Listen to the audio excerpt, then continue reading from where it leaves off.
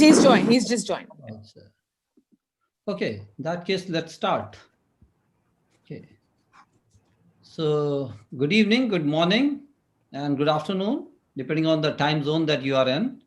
Welcome to this webinar. And this particular webinar shall be focusing on global cooperation for cybersecurity, cyber resilience in financial sector. I'm Deepak Maheshwari, your host today. I work as a senior visiting fellow at ICRIER, the Indian Council for International Relation Economic Research. And I've got Arthur Nelson, who's the co-author of the report published last month on 18th of November by Carnegie Endowment for International Peace. And we have also got three discussants with us. We have got Mr. G. Narendra Nath, Joint Secretary in the Office of National Cybersecurity Coordinator. We've got Mr. Brijesh Singh, Inspector General of Maharashtra Police. And we've got Shivangi Nadkarni, co-founder and CEO of Arrka Consulting in Mumbai. Now, when we are looking at this whole thing around financial security, before that, I just want to introduce a little bit about the team at ICRIER, especially with respect to the digital economy policy. So this team is more than a decade old now at this think tank in India. And here we have, although we started initially with the work on the impact of internet and mobile on the economy, today our portfolio is much broader. So it includes things like cybersecurity, data protection, and several other things like standards, internet governance. We have been working with several government agencies in India, including Ministry of Electronics and IT, Department of Telecommunications, Department of Scientific and Industrial Research, but also with private sector entities, trade associations like Internet and Mobile Association of India, Cellular Operators Association of India, ICANN, and several other organizations, National Internet Exchange of India, etc. And within this context, when we learned about this particular exciting report, and this is quite a detailed report, by the way, and I must compliment Tim Maurer and Arthur Nelson, the authors of this particular report, who have invested considerable amount of effort and research activity in this particular endeavor, including the fact that they have done a lot of work with respect to World Economic Forum partnership, and also looking very specifically from G20 perspective. And G20 perspective becomes very important and relevant for us at ICRIER, especially because ICRIER has been working in the space of G20 for a long time. In fact, just in the last couple of months, for the last G20 summit, around that, we had held multiple events and discussions at different themes. So this is something that is of very important matter to us. Now, when we are looking at the financial sector, overall, no matter in which country we look at, the fact is that, as the saying goes, money is the what makes the world go around. And at the same time, we have also seen when the money itself goes around, at times we also have other type of issues. So we may have things like when we are talking about financial inclusion, digital payments, etc. We also get across things like financial fraud and other type of challenges. Now, within India, what we have seen from the data from National Crime Research Bureau, which is a government agency that comes out with annual state stats on different type of crimes in India. So according to that report, majority of the cyber crimes reported in India pertain to fraud. And Lieutenant General Dr. Rajesh Pant, the National Cybersecurity Coordinator of India, while releasing a particular report on cybersecurity in April earlier this year, he had mentioned that on the cybercrime.gov.in, the Government of India's portal to report cybercrime complaints, actually almost 90% reports there are pertaining to financial crimes. And that's why we thought that it is extremely prudent for us to have this discussion. The second aspect related to this is that financial services happens to be one of the 6 sectors identified in India as for critical information infrastructure protection, CIIP. There are overall 6 sectors that we have identified in India, and out of that, one of them is financial services. We have also seen at the same time, however, that financial sector is also the one that is perhaps the most advanced in terms of its capabilities, its investment, its manpower, and even in terms of frameworks when it comes to cybersecurity. So although the Reserve Bank of India, the banking and the payments regulator in the country, just like the Fed, has been dealing with these type of issues for more than 2 decades now. On 2nd of June 2015, they had come out with a very detailed document on cybersecurity for banks. We also have the Securities Exchange Board of India, which is like SEC, and they had come out with their own cybersecurity framework for intermediaries. And of course, later on, it got extended to other constituents. The insurance regulator also did something similar at a separate initiative in 2017, and that's again something which is there. But at the same time, one of the things that we did notice is this, that the Securities Exchange Board of India had at a very high level guidance, and that is very similar to the NIST framework, and actually it was adopted in India based on the IOSCO, which is the International Organization for Securities Commissions, those recommendations. When it comes to the Reserve Bank of India, it is slightly more detailed. So it goes a little bit more into detail. However, when it comes to Insurance Regulatory Development Authority, it is extremely detailed. It's got like 300 plus line items about what to do, what not to do, etc. So that's one area that we have seen here. And of course, we have got Information Technology Act in the country, which is the principal legislation in India related to cybersecurity and related issues. We also have National Cybersecurity Policy 2013. And of course, right now, Mr. Narendra Nath's office for past 1 year plus has been working on the new National Cybersecurity Strategy that should be coming out very shortly. And even the Honorable Prime Minister had mentioned about that in his address during the Independence Day on 15th of August this year. So with that, let me move to the brief introductions of the panelists. All of you, our audience already has the detailed bios, so I'm not going to read through all of that, but I'll just introduce them very briefly and maybe some of the things which are not even mentioned in that bio as such. So our lead presenter today is Arthur Nelson. He's with the Cybersecurity Initiative at the Carnegie Endowment for International Peace in Washington, D.C. And before this, he was with the CSIS, another think tank in the US. He has done a lot of work in financial security, cybersecurity, and also in the realm of election security, which is, again, I'll say a very important issue, especially as we have seen in the past few months in the US, but also this is an issue of a lot of interest even for people in India. And the fact, just for your information, Arthur, in India, we have been using electronic voting machines for all our state and national elections for past several years now. We also have Mr. G. Narendra Nath. He's a very senior telecom service officer. He had a long stint in Department of Telecommunications.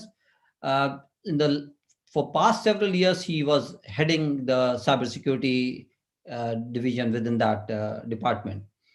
But for more than 1.5 years now, he's in the Office of National Cybersecurity Coordinator, where he is the Joint Secretary.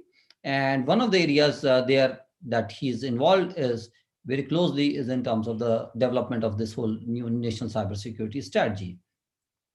And but prior to that, he had extensive field and administrative experience in the department in the government of India at different type of roles. We also have with us Mr. Brijesh Singh. He's an Inspector General Administration at this point of time in Maharashtra Police Headquarters in Mumbai. Now, Mumbai happens to be the financial capital of the country because this is where we have not only the major financial institutions, which is like New York in that sense, but also, unlike the Fed, here the Reserve Bank of India, as well as the Securities Exchange Board of India, both of them are also headquartered in Mumbai. So not only the private sector entities, we also have 2 of the major regulators in the financial sector also based in Mumbai. So that way it is the hub of financial services in India in that sense. Before this, he had a very interesting role as the head of the cyber policing in the state of Maharashtra. He actually set up district-wide labs and police stations and other things, and was involved in the setting up the first cybersecurity operation center in any state in the country. So apart from this, of course, he has done other work. Very interestingly, he is also a published author. Of course, he's still a very regular media person, and he is very outspoken, and at the same time, very, I'll say, cogent author and publisher in that sense. We also have with us Shivangi Nadkarni. She happens to be my former colleague. Long back, we worked together in the same company called SIFI, India's first private ISP. Shivangi currently is a co-founder and CEO of Arrka Consulting, India's premier organization which is involved in privacy training, consulting, and research. Now, one of the things that her team has been doing for past 4 years is coming out with a privacy and security assessment of different type of mobile apps and websites. And the last report from her company came out just 4 days back on Thursday, 10th of December. I'm sure that she's going to talk a little bit about that also. She's an engineer from BITS Pilani and an MBA from Calcutta. So with that, let me move over to Arthur for his presentation. After the presentation, we'll have a brief comments from each of the three discussants, Mr. Narendra, Mr. Brijesh Singh, and Shivangi. And in case you have any questions, please type them in the Q&A box, and we'll try to weave in those questions while I'm asking these discussants to comment, or otherwise towards the end. Overall, we plan to end the session in about at 8:15 p.m. India time. So over to Arthur. Thank you. Thank you so much. Good evening, good afternoon, depending on where you're calling in from. First, let me thank Deepak and ICRIER for hosting. This is a phenomenal panel that they've put together, and I'm delighted to have an opportunity to learn from my distinguished co-panelists and talk to you today about the report that's just come out by the Carnegie Endowment. So I'm here to talk today because for the last year, I've been in collaboration with my colleague, Timur, the other co-author of the report, engaging with industry experts in international financial institutions at the global supervisory, standard setting bodies, and across the world through the diplomatic communities, the development communities that all touch on this important issue of cyber risk in the financial system. And we've put together a report, really a vision of how the international community can better organize itself to manage these risks. So I'll walk you briefly through what the report is, what it aims to accomplish, and how it's a policy vehicle for change. And hopefully, if someone could confirm on the screen, the slides are up. So I'll walk through briefly and then hopefully move to Q&A. And hear from my other distinguished co-panelists. So how did Carnegie get involved in cyber risk in the financial system? In 2015, the Cyber Policy Initiative began thinking about the financial sector and cybersecurity there. In a couple of work streams, we touch on how international norms and state behavior affects risk in the financial system. We touch on capacity building. We have a toolbox that's about to be translated into Hindi and released in January. We have a research working paper series, an advisory group, a monthly newsletter, but we've been in this space for about 5 years. And in 2019, we began thinking about putting together a long-term vision after the Bangladesh incident. So what are the threats? Why is there a need for an international strategy? Well, over the last 5 to 6 years, there's been a clear escalation in the threats. We're seeing more destructive attacks happening in financial institutions that threaten the integrity of financial data and could undermine confidence in financial services, which is a key concern. We're seeing more state-sponsored activity. States are more willing to conduct malicious cyber activity, generally for financial gain, but in some cases for disruption, which verges on or close to the threshold of conflict. And what's at stake? At the most extreme level, we're talking about risks to financial stability. What we mean by that is the financial system is an interdependent system. So unlike the energy system, if a bank, for example, if HSBC in India goes down, that could have a systemic impact on the global financial system and affect financial institutions in the United States, in China, and South America.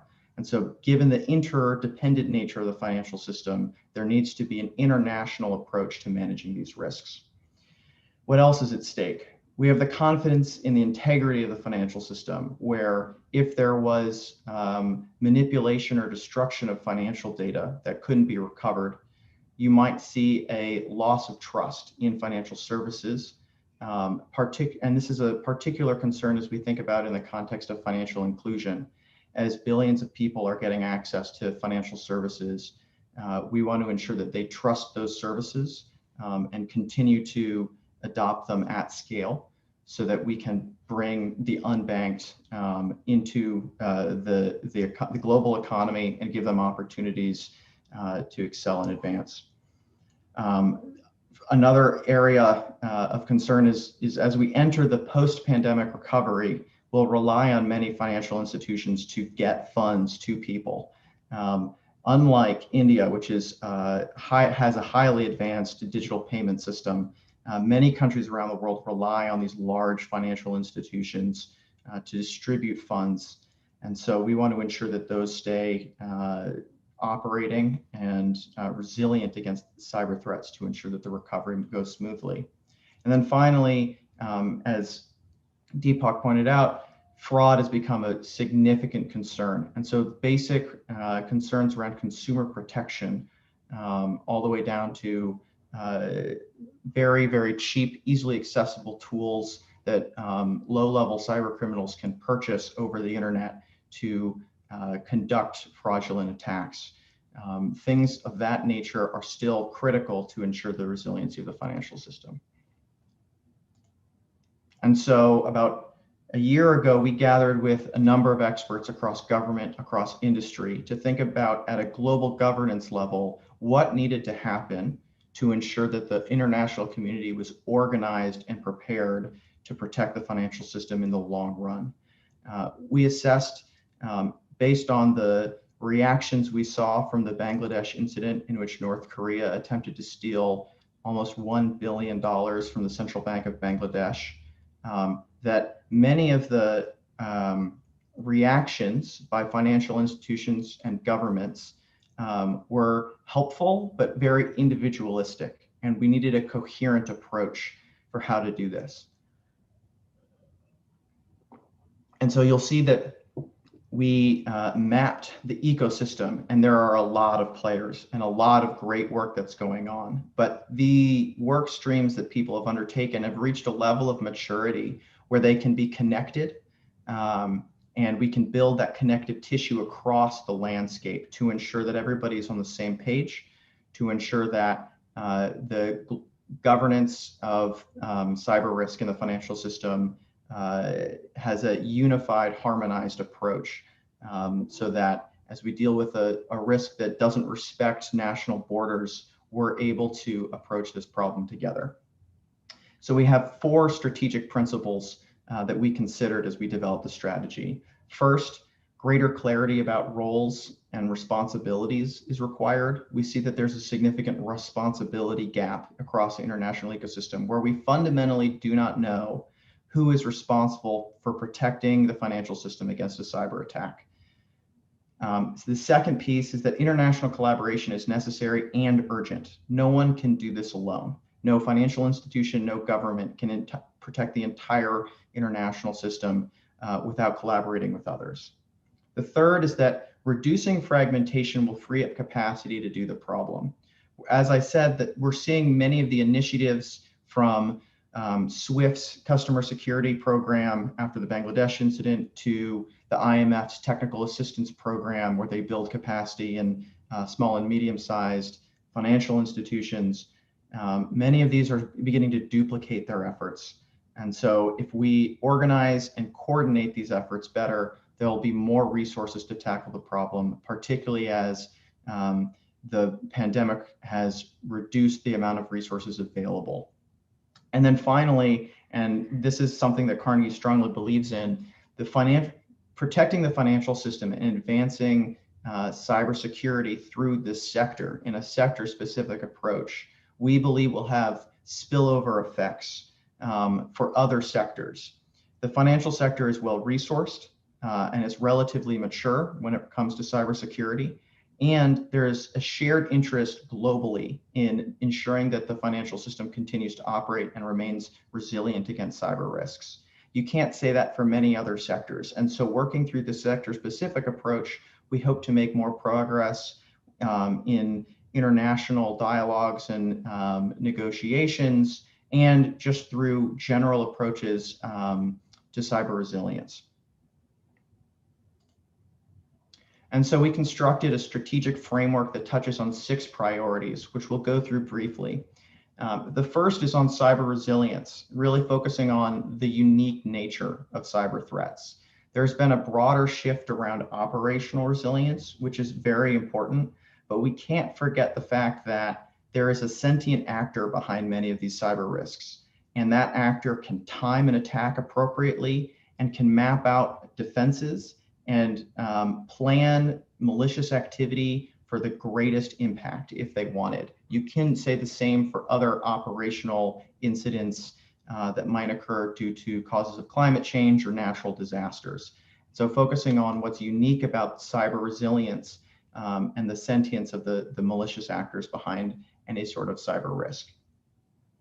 The second is on international norms, and this is really around creating expectations for state behavior in cyberspace. And we specifically argue that states should refrain from any sort of malicious cyber activity that could threaten the integrity of financial data.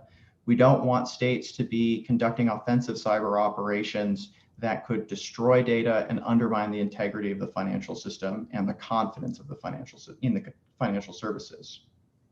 The third is on collective response, and this is really around disrupting and deterring attackers more effectively.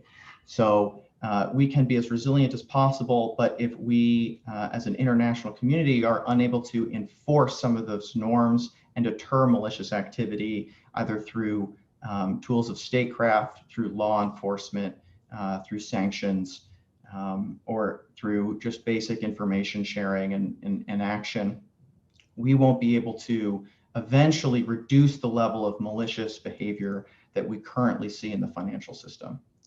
Fourth is a focus on preparing the next generation of the cybersecurity workforce.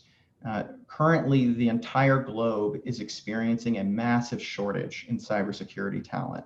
And so we look at how the financial sector might be able to lead in this space and identify new, innovative, and effective ways of growing that talent, of retraining that talent, or in upskilling that talent.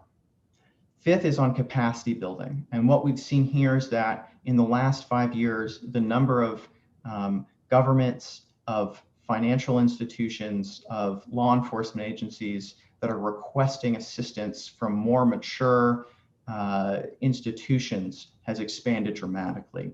And the problem is we have limited resources to build that capacity. And so the idea is here is to better organize the existing capacity building efforts that we see, particularly run by the IMF, by the World Bank, and other institutions like the Consultative Group to Assist the Poor and elsewhere, the Alliance for Financial Inclusion being another. And then finally, 6 is this idea of digital transformation and safeguarding the last decade of progress in financial inclusion.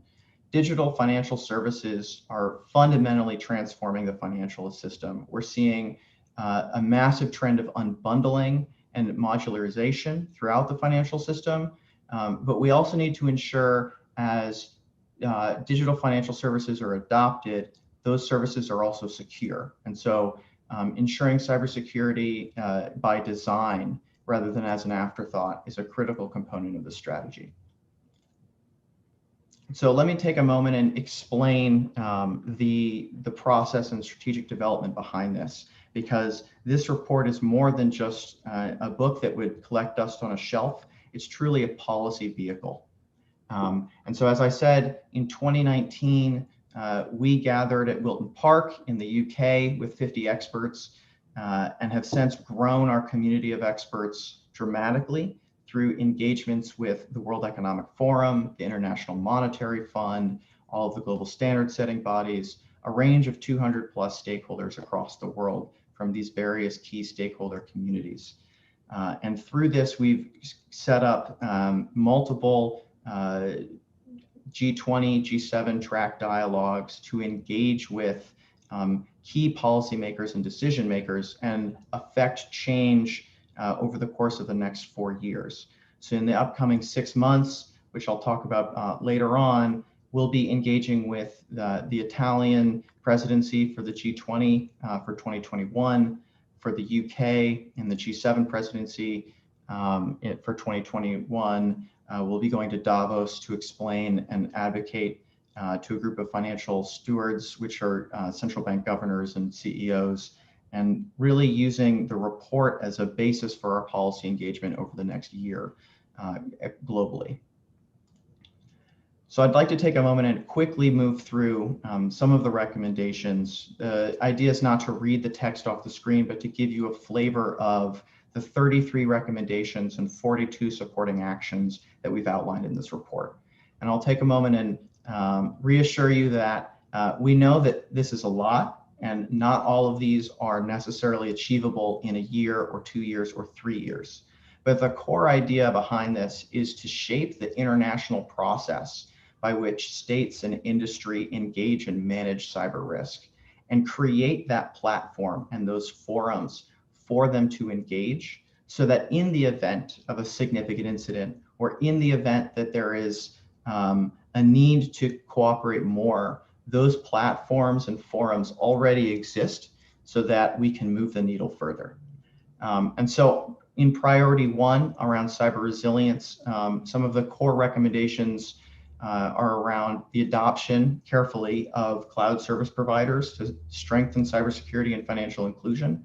And obviously here is a trade-off between some concentration risk versus traditional cybersecurity risk, but we think that cloud can play a great role in reducing some of the risk, particularly for small and medium-sized institutions. There's a recommendation around expanding and strengthening the international ecosystem of financial sector-focused computer emergency response teams. I do know that India is thinking about establishing one under its national CERT. But the idea here is to build out that ecosystem to facilitate public-private collaboration, to strengthen sector-specific security, and to connect what we see as an emerging ecosystem of existing bodies that are already sector-specific and focused, either through national cybersecurity agencies that you might see in Europe, or through existing specific CERT teams that you might see in Italy, in Sri Lanka. Others are emerging.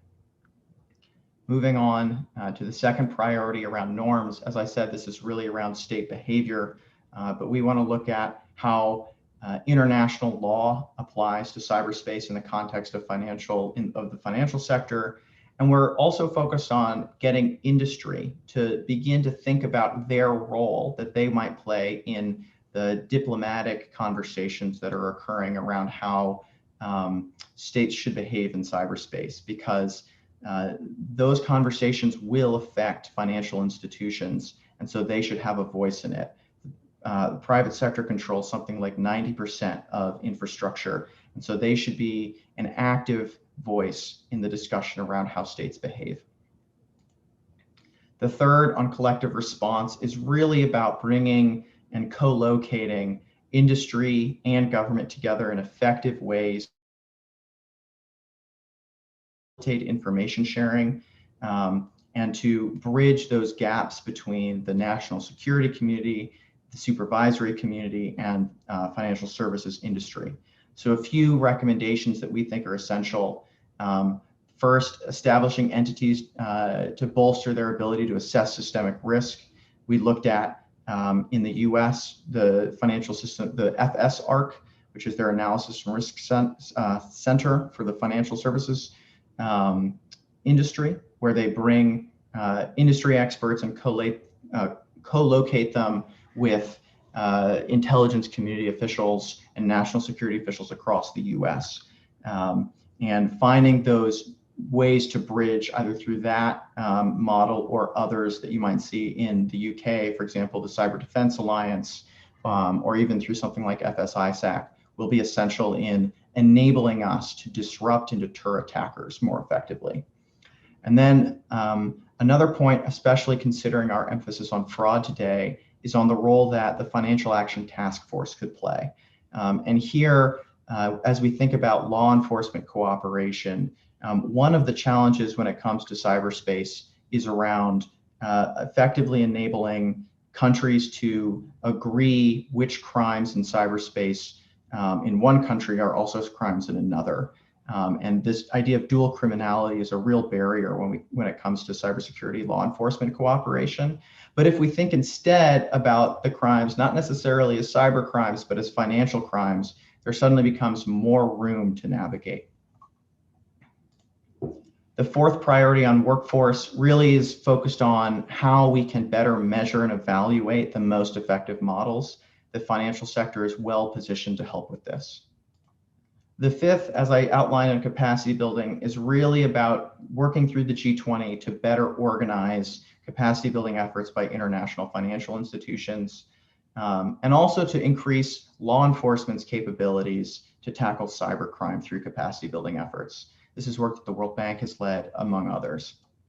And finally, on digital transformation, ensuring that cybersecurity is designed into technologies in advance rather than as an afterthought, ensuring that financial inclusion efforts can be used to raise basic cybersecurity awareness and basic principles, and ensuring that the G20 is active in this space are all key recommendations for this priority. And I'll briefly touch on our next steps. So we're about 2/3 of the way through the timeline that you might see on this deck. And here I would highlight, one, we just held a conference on cybersecurity and financial inclusion, where we had remarks from Her Majesty Queen Maxima of the Netherlands, the Managing Director of the IMF, and the rising co-chair of the Global Partnership on Financial Inclusion of the G20, Magda Bianco, who is at the Central Bank of Italy, where they all highlighted the importance of cybersecurity and financial inclusion. And this may be particularly important for India, given its leadership in digital financial services and payments. And as I also highlighted, over the next year, we'll continue to engage with the G20, with the G7, using our existing Track 1.5 dialogues, as we hope to help inform the policy planning process. And we see India as essential to this process, particularly because India will hold the pen to the G20 planning in 2022, as Deepak mentioned. Let me conclude with some final thoughts as how this report and this general issue applies in the context of India. So, of course, the Reserve Bank of India has been an active player in managing cyber risks in the Indian financial sector. And in July of 2020, they highlighted how cyber threats have continued to be a significant threat to the financial sector and even to financial stability, but also B, this explosion of fraud and increase in cyber incidents with the remote work settings and the shift into the COVID-19 lockdown. And on the screen, you'll see a range of actors are targeting the Indian financial sector, from nation state actors, primarily North Korea, through the Lazarus Group, who have targeted using Swift hacks, Cosmos Bank in 2018 and others, and are continually active and a likely the most significant state-sponsored threat to the international financial sector today. Also, Silence, which is a cyber criminal group, has in 2019 been successful in some thefts and breaches.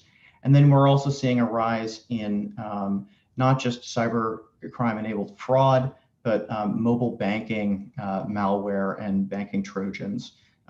which is particularly concerning as India shifts to a cashless economy. And so a few more thoughts on India's approach and next steps, and I greatly look forward to hearing from my co-panelists and learning from their expertise today. India's current approach is, as it relates to the financial sector, the Reserve Bank of India plays a significant role, and they've continued to focus on cybersecurity risks. So in 2019, they centralized cybersecurity supervision within their department. They've been leading joint sector-specific exercises with India's national CERT, and they're a subsidiary organization called IB-CART, which is the Indian Bank Center for Analysis of Risks and Threats. It continues to facilitate public-private information sharing. But one of the key gaps that I'd highlight is that fintechs and startups and some major payment companies aren't necessarily covered by the Reserve Bank of India's cybersecurity framework and are instead covered by the Information Technology Act. And so those guidances are a little less robust than you might find at the Reserve Bank. And so identifying those gaps as we see this digital transformation and new disruptive entrants into the financial services system will be essential for improving cyber resilience in India's financial sector. And as we think about next steps, what's ahead? As I've highlighted, India's G20 presidency in 2022 is an opportunity for India to shape international standards. India's global leadership in digital financial services creates a significant opportunity for India to shape not just cybersecurity, but how the financial system will operate. India's UPI system, India Stack, Aadhaar, these are all key building blocks to globalizing India's approach to digital financial services. But with that, you also have to ensure that the cybersecurity practices are built in by design to that open and interoperable system that India has been championing. And there's also, of course, the opportunity to leverage India's great market power. So there's some predictions that by 2023, India's payment market alone will be worth $1 trillion. And so as we think about opportunities for India to shape the global conversation, leveraging that market power and leveraging the appetite for major firms and the financial industries, the financial institutions to enter and partake in India's market is a lever that India can rely upon. And then I would also highlight that while there are a significant number of digital financial services and risks involved in them, there's also an opportunity here to skip over the security concerns that arise from legacy infrastructure and to think about security by design in many of these new tech startups and rapidly advancing firms across the space. And so I'll stop there. I'm happy to answer any questions and very eager to hear from my co-panelists on what they see as the most pressing issues and their reactions. I appreciate your time and look forward to the discussion. Thanks, Arthur, for this tour de force within a few minutes about this whole journey, and very importantly about telling us that this is just a part of a long journey and not an end by itself. And I think that's very important for all of us as a learning, that many of these things do require long-term investment, engagement, and continuous research. Now, just want to mention about three things. Number one, if you look at the Bangladesh bank heist, which happened in February 2016, so yes, in another couple of months, it will be the 5th anniversary of that. Now, part of the money went to Sri Lanka, which actually did come back. So as you very rightly said, that yes, there were responses were rather individualistic in terms of the nation states. Of course, the bigger amount went to Philippines, and in Philippines, it went to certain casinos, and beyond that, there was no trace. Now, I remember when I went to Manila, I was actually told to go and visit the particular bank branch and take a selfie outside that, because that was the place from where the cash was withdrawn and taken in a truck, hauled out in a truck. So literally that's the situation. But this also tells us something else, that the legislative instrumentality that we have in one particular country can have a very significant impact, both positive or negative for that matter, in another country. And that's something which was visible here, because the anti-money laundering legislation in Philippines, one of the entities which is sort of exempt from that happens to be casinos. So that was one thing I wanted to mention. Second thing was in terms of the Reserve Bank of India and the IT Act that you mentioned. The fact is that all the banks and all the payment companies in India, they are necessarily under the supervision of Reserve Bank of India, because they are not only a banking regulator, they are also the regulator for the payment and settlement systems. At the same time, all the companies in India, whether they are in IT or healthcare or education or government or anything like that for that matter, as far as IT is concerned, they also have to look at IT Act. So it is not a situation of either or, that either it is RBI or it is IT Act, it is and. So they have to comply both with RBI regulations as well as with what comes under the IT Act. Of course, there are situations when there could be some inconsistency and some confusion, but the fact is that essentially they are to comply with both of those, plus also with the guidance from the National Critical Information Infrastructure Protection Center, another entity which is like CISA under DHS. So that's the other aspect I just wanted to mention. The third thing is with respect to you mentioned about these four principles. And out of those four principles, I would say that for me, the third one stands out very significantly, because it says that by doing away with this current fragmentation, we shall free up the capacity. So it is not even asking for fresh investment. It is actually about more optimal utilization of the existing things that we have. And I think the other advantage of this approach is that we shall, if we do away with this type of fragmented approach, we shall also have more and better consistency across these type of scenarios. And that's again something which will be very important. The other thing that I did read out in the report, which of course today, perhaps due to time constraint, you did not mention so specifically, but I just want to share that one specific thing. And that was that there will be situations, and there are already examples, where even if you are not in a position to go after and nab a particular cyber criminal or a cyber criminal gang, there are ways and means in terms of imposing costs. And that was one of the pillars in Arthur's deck also, which was that, okay, by imposing costs, now those could be in terms of disabling the infrastructure or causing some sort of other type of things, so that the people who are indulging in these type of activities, it becomes extremely costly for them. So at this point of time, Arthur, I have only one question to you. And then, of course, we'll move over to the uh, uh, other discussants now.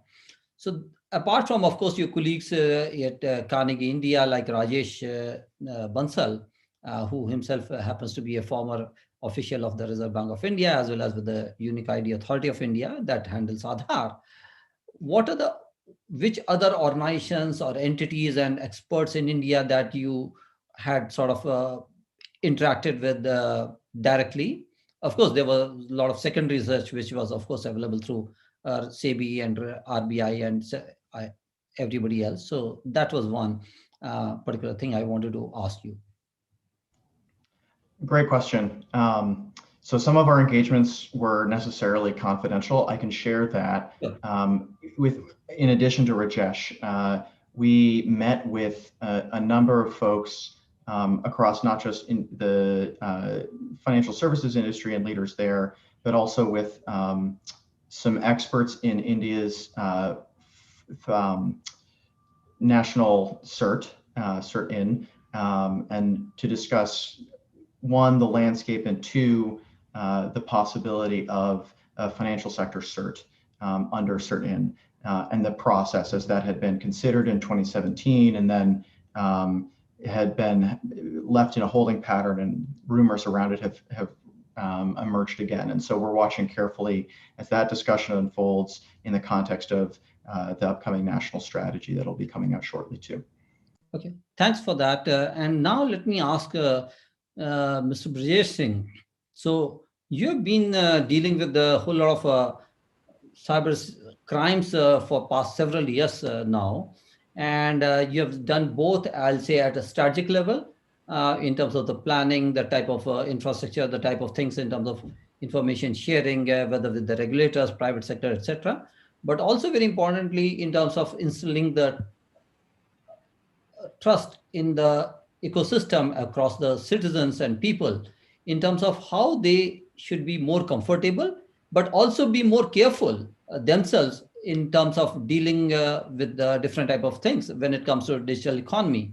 And especially the fact that for a whole lot of people in India, especially for their first and foremost usages on a mobile device, that's the first time they are using the internet. A lot of people started using digital payments, I'll say, under certain circumstances. So whether it was COVID this year or we had the demonetization a few years back, and these type of instances, of course, on one hand, they accelerated the whole adoption, but also in the process, many people literally got holes in their pockets or in their bank accounts, so to say. And so I just want to ask you to focus on three specific things. One is in terms of what are the main reasons behind this type of thing that you have observed. Second is what are the major type of challenges that you have observed as the law enforcement official. And thirdly, what are some of the actions that have already been taken or are in the pipeline for that matter, or you hope that those will be very effective. And I would just request you to sort of limit it to about 5-6 minutes. I Thank you. missed the first part of your question. What was the first question? The first question was what are the type of things that you have observed in terms of cyber crimes, especially with respect to financial sector services?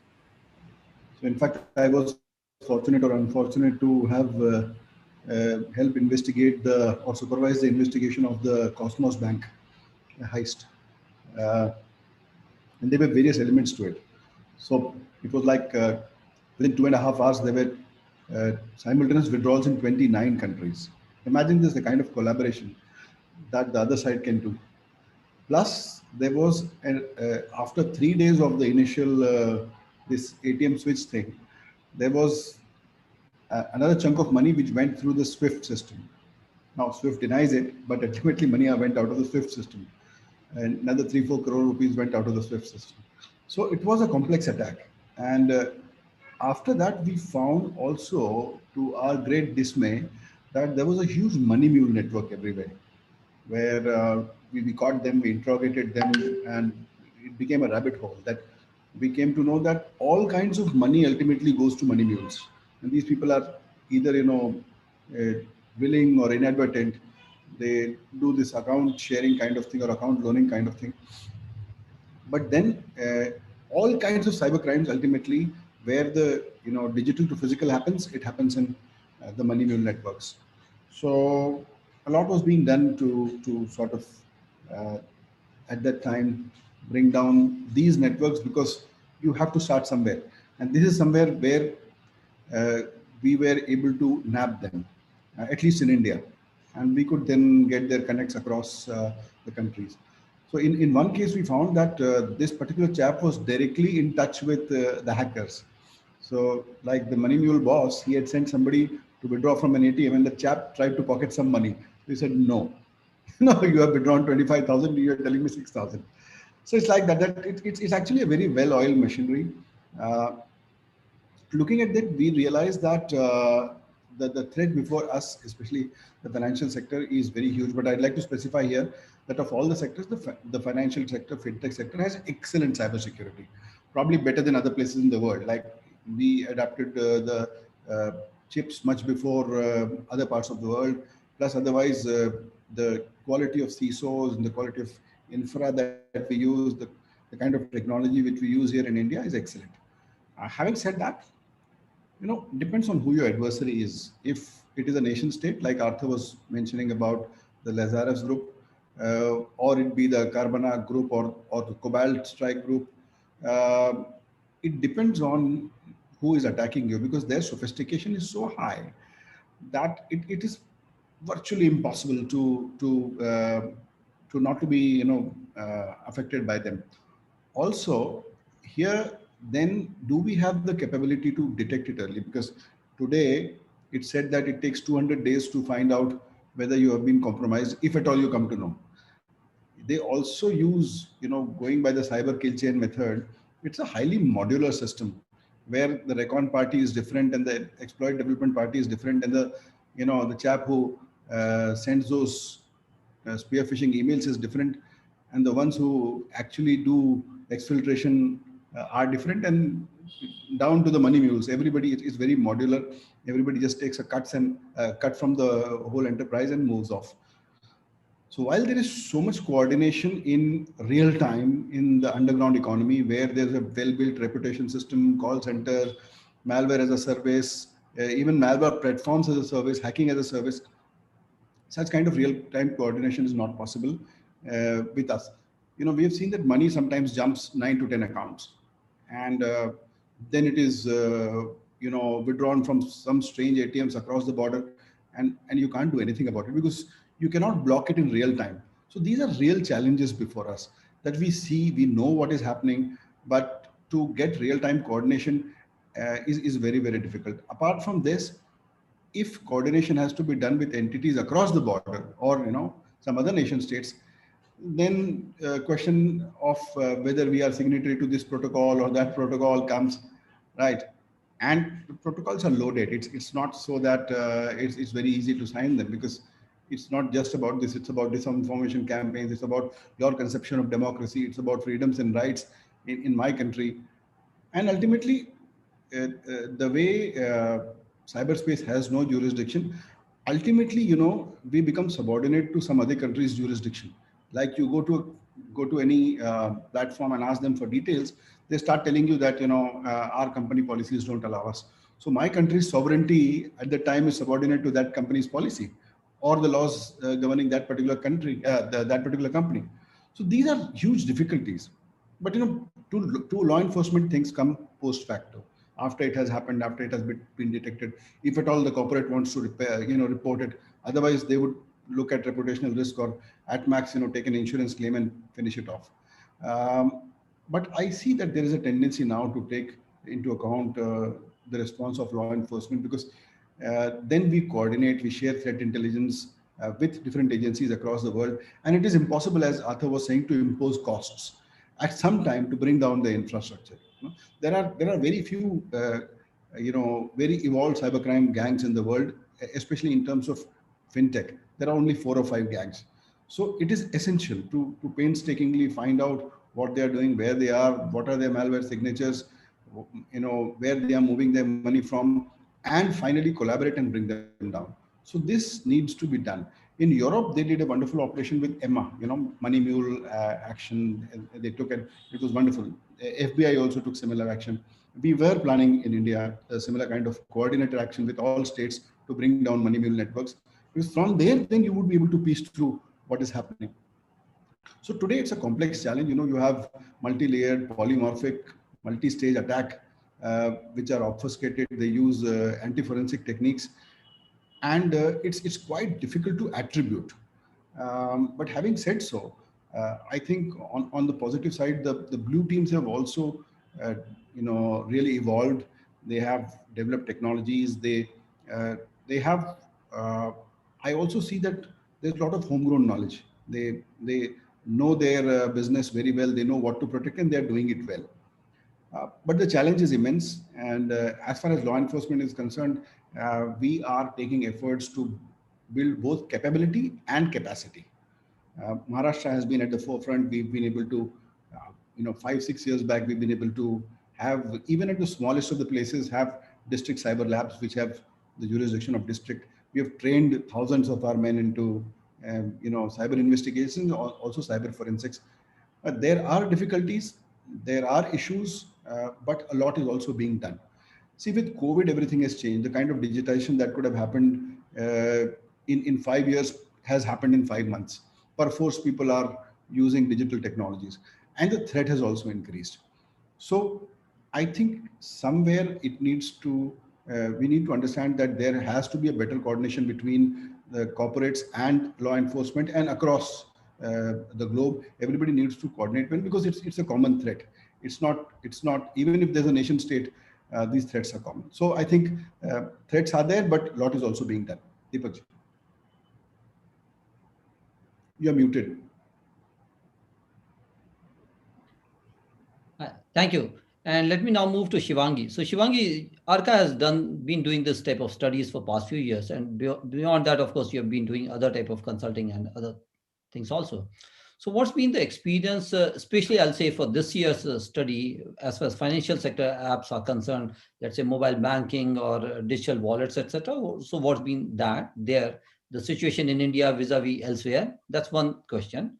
And second is, how have even in these areas things have evolved, let's say for the past 4 years that your company has been doing this type of study? So these two areas, if you could focus on. Thank you. Sure.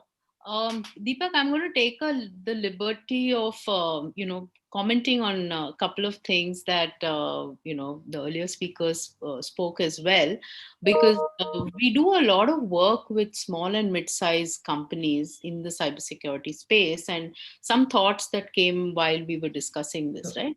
So, for example, Arthur talked about how the financial ecosystem has a whole bunch of other players, not just the banking and the regulated entities, who don't really come under the purview of the regulator directly or as stringent as they could be, right?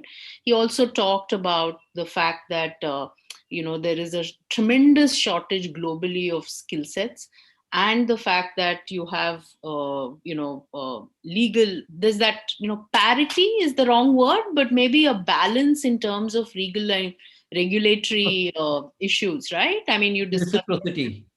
Yeah, legal reciprocity. yeah.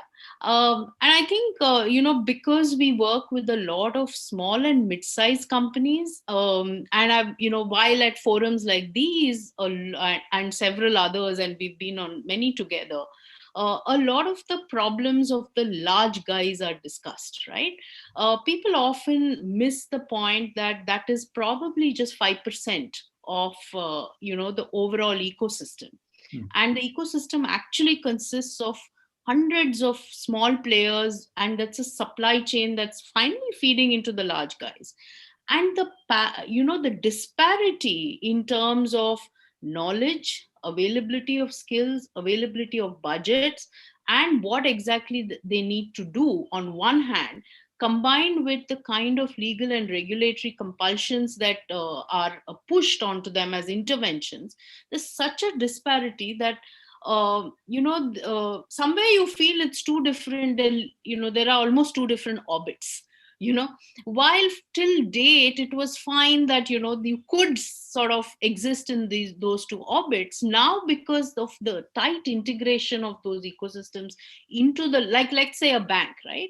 I mean, they have thousands of vendors and all of them are plugged into that infrastructure.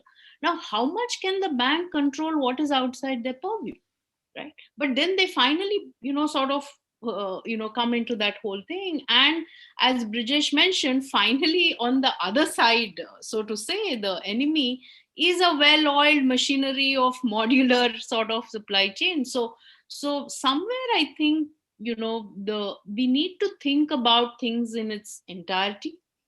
I'm not even coming to the the geographical sort of thing, but even within our own geography, we need to find those other building blocks, and keep in mind that you have to pay attention to the small guys, because otherwise they are in a position where they can literally break things by just being that supposedly small cog in the wheel, but that cog can make all the difference, right? And we've seen time and again attacks finally finding that weak point somewhere, right? So I just thought I couldn't resist talking about that aspect before I sort of do this.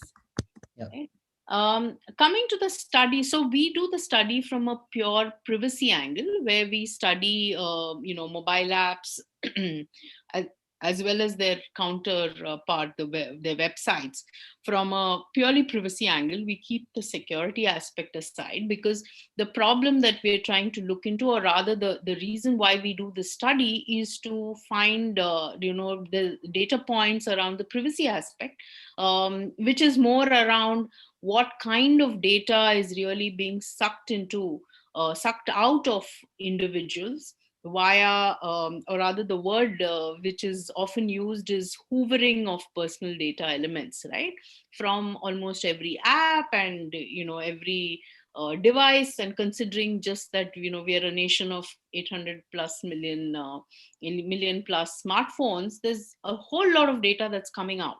Now, the debate in media tends to be and focuses on the social media giants. It focuses on, it's a very skewed debate, whereas there are thousands, literally millions of apps out there, each of whom is just picking up whatever information they want out of our respective devices, right? So and we realized that there were no data points for India, which is why we started looking at data points. So we study apps, and we this time we did a deep dive. So in general, I'd like to just point out some statistics. So if you just take the Android ecosystem, and Android, India has a I mean, most I would say a huge percentage of users are Android users, right? We find that 71% of apps today take access to your exact location in India. Okay, and mind you, the apps they're just Indian apps, and these are not social media, these are across industrial sectors.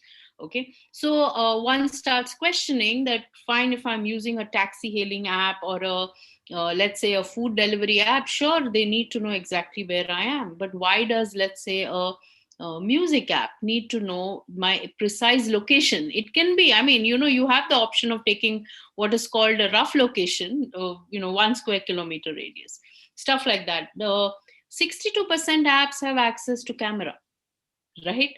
50% apps can read your contact list. So I may be very conscious, but I exist on your contact list, and and I don't know what else you've put there. You may have even added my date of birth and my address in your contact book.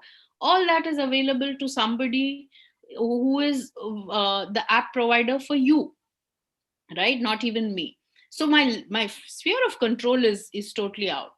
Similarly, even if you look at websites, 99% of the websites we studied had at least one third party tracker, and typically about 22 external third party trackers are there in a typical Indian website, right? So some of these are worrying. We also did, if you look at sector specific, right? About 52% fintech lending apps can read your contact list. Okay, 52% of those apps can read your SMSs, have full access, and this is after an intervention by Google, which severely limits who can take permission to read SMS, right? You have 89% healthcare apps can access your exact location. Over 90% of edutech apps can access your camera. 40% of OTT apps can record your audio, for example. So the list goes on. And we do a benchmark against global apps. So we studied, benchmarked against both US and EU, and we found, for example, while 50% apps can access your contact list, about it's as low as 25% in the EU. Or if you see SMSs, about 28% can access your SMSs, but zero in the EU. So these kind of and there are statistics, I'm not quoting all of them. What the biggest learning over here is that when interventions happen, either in the form of law or regulation, or by other players in the ecosystem, you realize that there are measures that can work.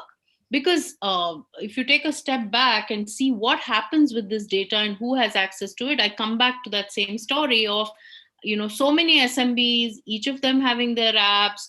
Who knows where that data is going? So on one hand, you have the security issue around it, and two is people can profile you, track you, and do whatever they want with their app.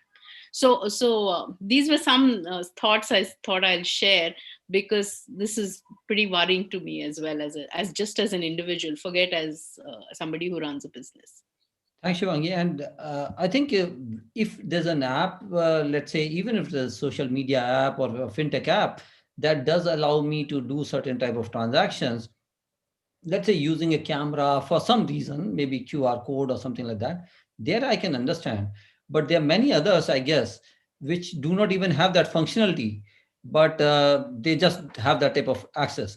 And I think one of the areas in India specifically is very worrying is this, that on one hand, India was the first country, Arthur, to mandate second factor authentication for all CNP transactions, card not present transactions. Since 2009 itself, we started on that journey.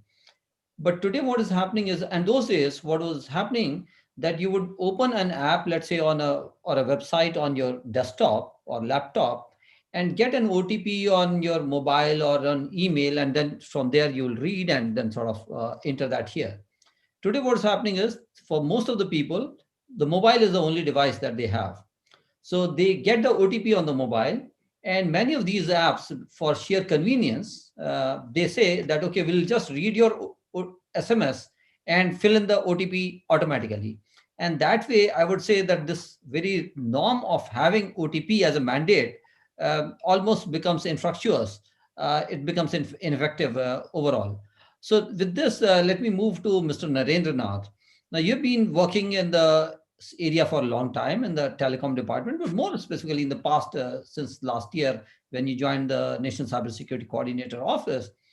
Now, when we are looking, of course, forward to the national cybersecurity strategy as and when it comes out, but what are the areas in which you believe that that the national cybersecurity strategy can specifically help in terms of some of the principles and the mechanisms that Arthur did talk about earlier, and also in terms of mitigating some of the challenges that both Brijesh and Shivangi have sort of shared with us. So if you could address those in about 6 minutes or so. And I just want to, before that, I just want to request all the audience also that we shall be extending it by about 10 minutes, this event. So we shall go on approximately till 8:25 p.m. Mr. Nath. Yeah, thank you.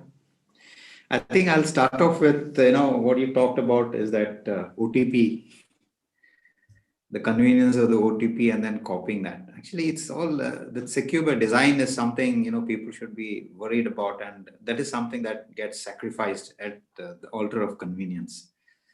We also have, this mobile devices which get charged through the same port, which also happens to be the port, physical port through which you actually transfer data.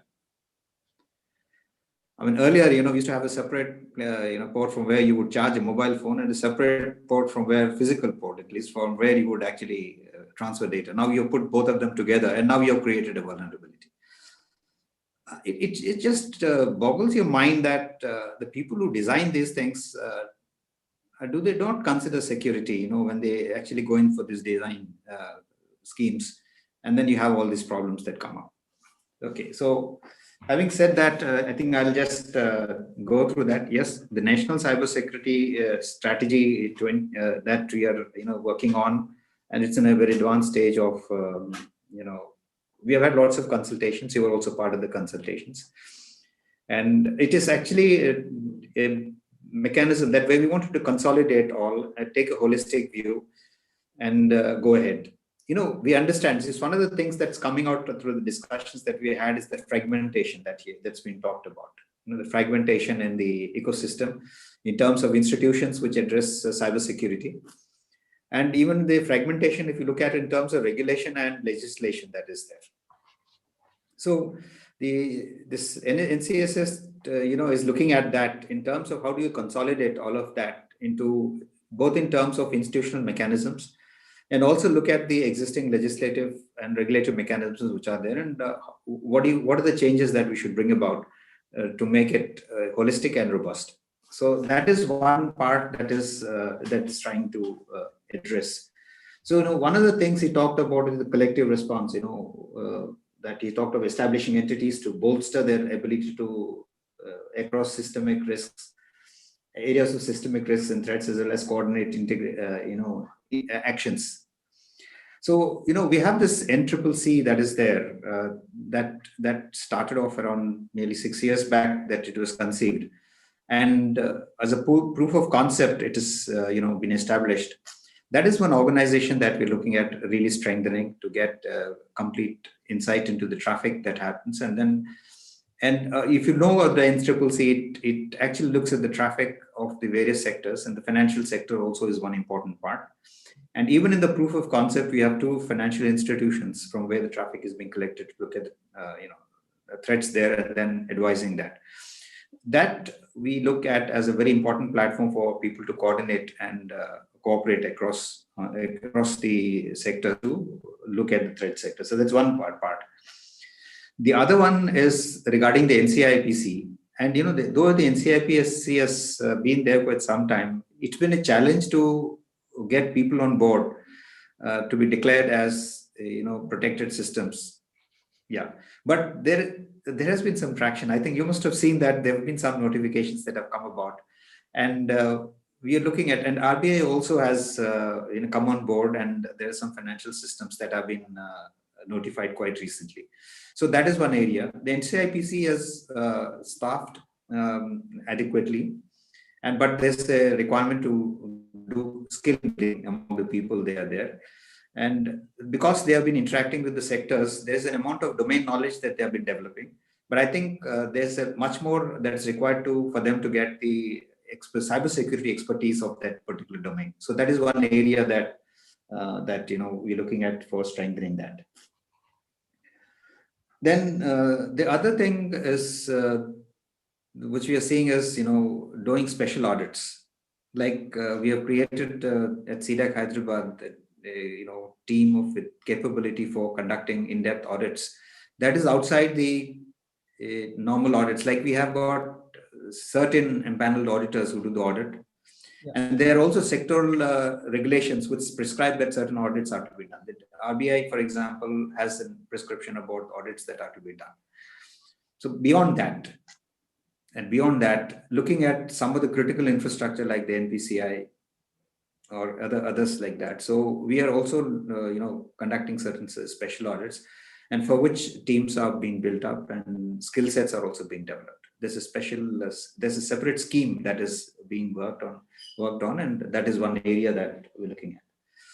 Then, cybercrime is an issue that is there, phishing and vishing attacks. One is the aspect of like the Cosmos Bank attack, what you talked of, the attack on the infrastructure that is there.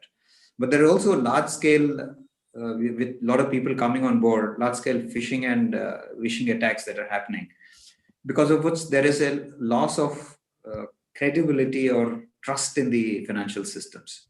Now, that is one area that also requires to be addressed. The I4C that has been established, the Indian Cybercrime Coordination Center, it's a good initiative. But I think it's just the start.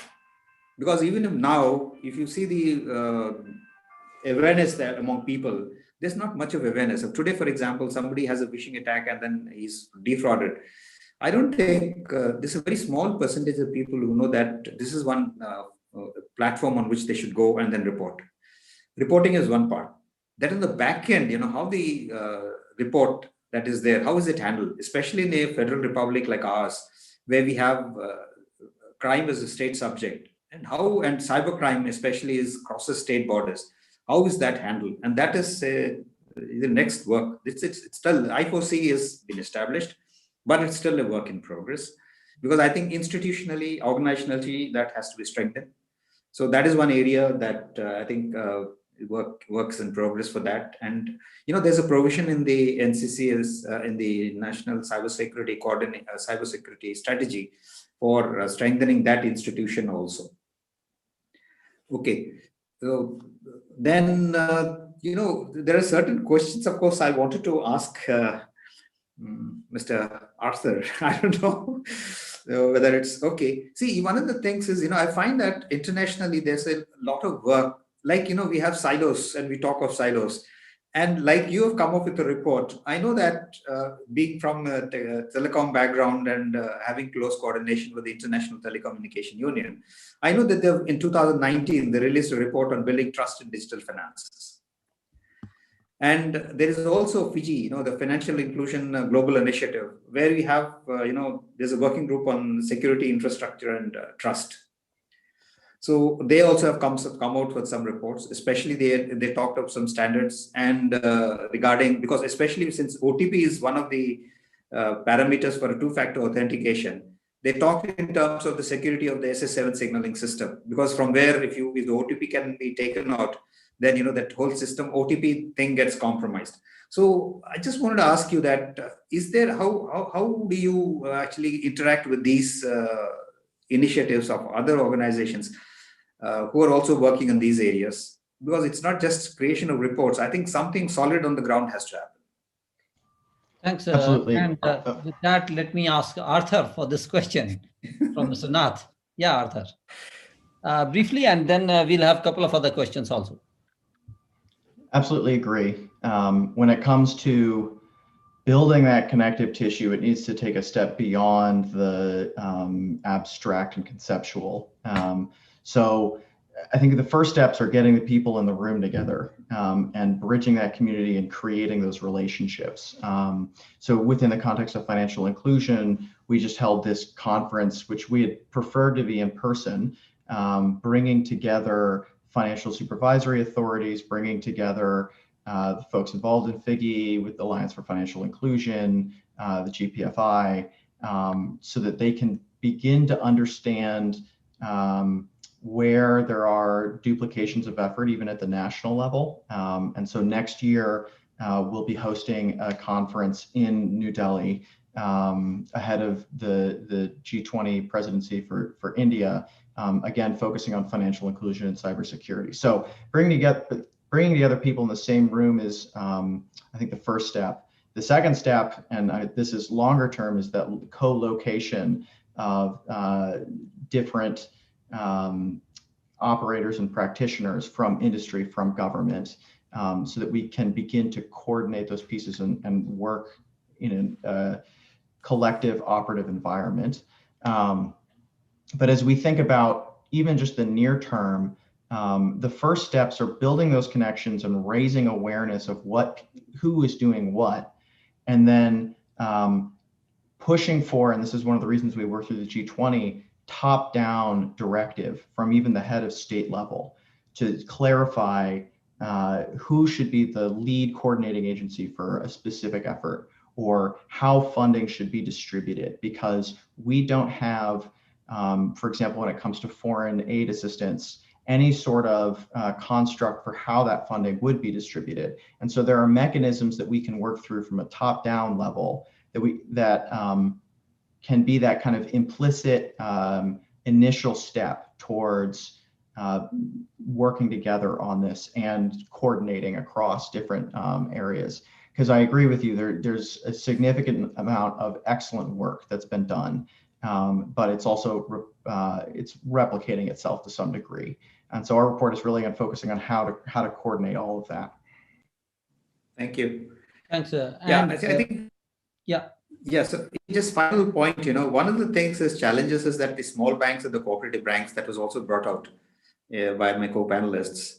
That's a challenge there. And then, though the financial sector, the bigger banks are robust in terms of the manpower, the type of training that they have and the experience that they've got. The challenge in this case. So we don't have a competency framework, on the prerequisite or certification scheme for staffing of this.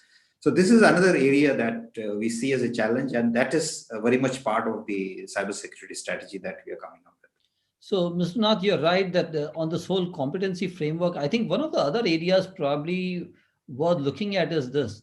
Arthur also has mentioned about this in his presentation, that looking at the cloud itself more as an opportunity rather than only as a threat. Yeah. And especially when it comes to smaller banks and several other such organizations, for them, if they can do a better management of the data on the cloud and every infrastructure on the cloud, I think that itself will be a huge surplus for everybody, because that way they can have more standardized processes that work across the ecosystem in a more meaningful manner. At the same time, yes, I do agree that in case there's some fundamental flaw or vulnerability, that is again something which will percolate across the system. And that way, what we call as systemically important entities or sectors for that matter, and those type of repercussions cannot be ruled out. But one of the things I do remember from a research a few years back, that most of the cloud breaches that had happened were because of bad configuration and management of the S3 buckets. That's it. So they were not even anything else. It was just that, yes, those tools and facilities were available and people were just not using those properly. And this reminds me of another study that had come from Online Trust Alliance a few years back, not specific to financial sector per se, but it was generally about cybersecurity. And what it said, that 9 out of 10 breaches can be mitigated if we take care of basics. And those basics are, like, say, keeping things, your system updated, using a firewall, changing your passwords, using different and difficult passwords. So, and again, I'm deliberately emphasizing on this. It's not just important to have difficult password, but also important to have different passwords and those type of things. And if you were just doing those type of things, of course, it doesn't mean that nothing wrong can happen. But yes, those are the things. So now that we are already a little bit behind the schedule, I just want to wrap up this with one brief question to all of you. And let me start with Brijesh. So what is it, one thing that you would like us to do, specifically, let's say, in terms of your vision for cybersecurity in the financial sector in the year 2023? Because that's the year when India would have completed its G20 presidency. So that's why I'm saying 2023. One thing. I believe that we need a greater collaboration between industry, academia, and government, especially law enforcement. So you need a greater collaboration. I would also rather urge industry to prospectively invest in developing capabilities of law enforcement and government. Shivangi? Yeah. Yeah, I will actually build on that and say that I think a combination of enough incentives for the overall ecosystem to take measures, combined with enough enabling, the incentives will push people, but have the enabling sort of frameworks and capabilities so that they know exactly how to act and what to act, and pushed, of course, by enough stick in terms of penalties. The three things need to come together and blend, and hopefully we then have a system wherein then people are on their own sort of thing. Then it becomes a sort of on their way to a well-oiled machinery. Thanks, Mr. Nath. So one of the other things I just want to ask you related to this, what Shivangi just mentioned. So she did mention about penalties, and I just want to ask you, what could be potential positive incentives for people to comply with these type of things? So one is, obviously, there's a deterrence in terms of negative incentives, but what could be the positive that, okay, if I do this, I might be doing better? One of the things is very difficult from a government perspective to come up with positive incentives. No, because it's like a positive incentive. One positive incentive would be awarding people. I checked it in a tested mode. Is to award institute. What is the best managed cybersecurity in terms of cybersecurity index, or evaluating on that parameter, and then saying that, giving an award for saying the best managed in terms of cybersecurity. Okay. So that would be an incentive, because it actually builds the brand for them. You actually undertake a brand building exercise for that company or that entity. The government taking up that. I think that could be one. Thank you. Yeah. And so Shivangi, very quickly, and then I need to move to Arthur, and then we need to wrap up. Very quickly, something that works as an incentive for all industries is give tax breaks. Okay, thank you.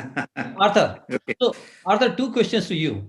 One is, what type of future collaborations that you sort of opportunities that you look forward to working in India in this particular space with the organizations, let's say like ICRIER, and the type of people that we have, not just as discussant, but also in our network, and also many of the attendees also in this particular session.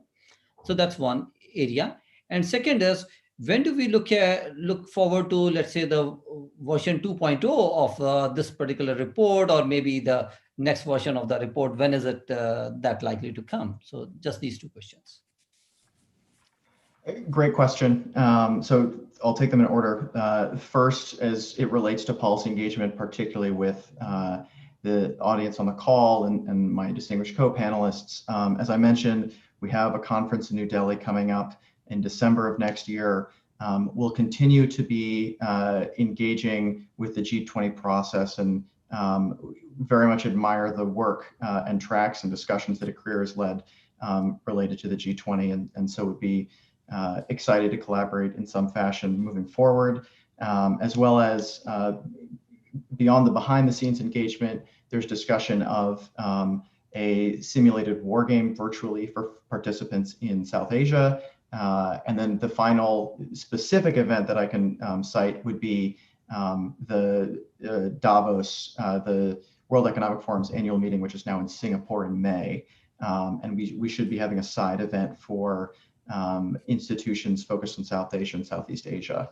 And so those are all concrete opportunities, but would look forward to engaging with others continually. As it relates to the second version of the report, the vision would be to, through a number of confidential memos over the next 6 months, engage with folks, and then ideally publish an updated progress report, you could say. But we'll also be continuing to work on our work stream on cybersecurity and financial inclusion, as well as an upstarting work stream on emerging threats and technologies and the implications around digital currencies and quantum computing. Thanks a lot, Arthur, for that. And with that positive note, I would just like to wrap up this particular session. We come to an end of this. I would just like to thank Arthur and Tim, the authors of this report, and especially Arthur for getting up early in the morning. And by the way, he already had done one webinar before this, and it is almost 10 a.m. now after this, when we are finishing now there. Mr. Narendra, Nath, Mr. Brijesh Singh, and Shivangi for their excellent contributions, interventions, posers also. I would also like to take this opportunity to thank all our attendees and many other well-wishers who have made this possible. Last but not the least, I would like to thank Dr. Rajat Kathuria, the Director and Chief Executive of ICRIER, for this opportunity and his support for this event, and the excellent support from our IT and events team within ICRIER, led by Rajkumar, Chaya, and others, and my colleague Isha, who has been instrumental in holding all these threads together as a sutradhar. So with that, thanks a lot. And we all agree that this is a long haul journey. This is not a short stop or a short journey for that matter. But these are the type of dialogues and discussions that we hope will enrich this whole deliberation. And also in the process, we shall churn out with something which is more tangible, which is more digestible, and which is more action oriented through these type of deliberative processes. So with that positive note, let me thank all the panelists, attendees, and everybody else. Thank you. Good night. Have a nice day, Arthur, and good afternoon or early in the morning in some of the areas. Thank you. Bye. Thank you, everybody. Thank you. Thank you. Thank you. We'll- Thank you.